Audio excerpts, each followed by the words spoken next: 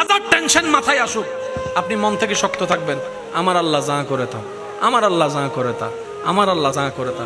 অনেকে আছে heart attack ছাড়া মরে গেছে, আবার এখানে অনেকে আছে স্ট্রোকের উপর স্ট্রোক করছে, 3 বার এখন হাঁটতেছে।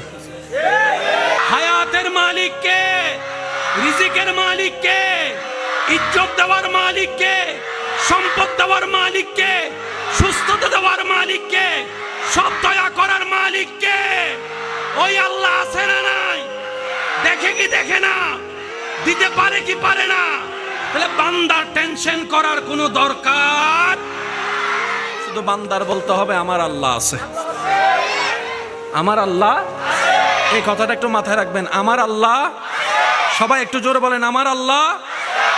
ইমানদার ভাইয়েরা, মনের শক্তি, মানসিক শক্তি, শারীরিক শক্তি, আর একটা হচ্ছে ইমানি শক্তি।